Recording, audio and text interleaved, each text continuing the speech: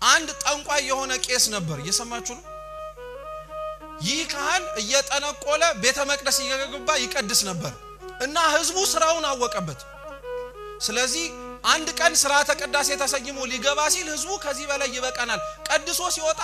እንገለዋል እንቀጥቀጠናል የጠንቋይነት የማታቅ አንዲት ንጹህ የሆነች ሴት ቅዳሴውን አስቀድሳ ለመቁረብ ገባች ማንንም ማያስቀድሱም እሱ ቤተ መቅደስ ሲገባ ሁሉም ውጪ ነው የሚሆኑት ላለማየት ላለመስማት ገባ ቅዳሴውን ቀደሰ ከዛ ያቺን ልጅ አቅርቧት ቀጥ ብለው ወጡ እየሰማችሁ ነው አይደል አቅርቧት ወጡ ከዛ በኋላ ሰው ሁለቱንም ያዛቸው አንቺ ጠንቋይ ከሆነ ቄስ በመቁረብሽ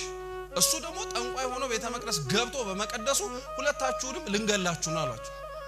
ልጅቷ ምንም ስለማታውቅ ዝም አለች ያ ቄስ ግን ቢያንስ ከመግደላችሁ በፊት አንድ ድል ስጡኝ ምን እንደሆነ ቢያንስ ልንገራችኋል አዎ ጠንቋይ ነኝ እኔ ያለ አዎ ጠንቋይ ነኝ ምንም አንድና ሁለት የለውም ግን የቤተ መቅደሱን በር ለመሳለም እሱም በር ሲሳለም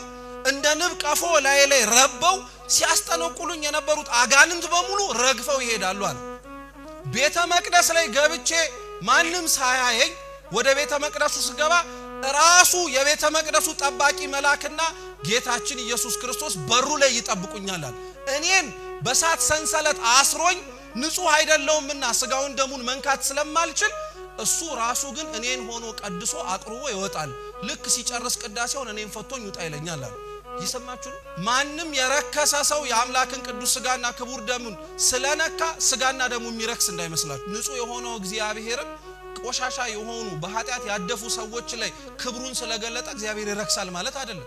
ቅዱስ ስጋውና ክቡር ደሙ ክብሩ ዝቅ ይላል ማለት አይደለም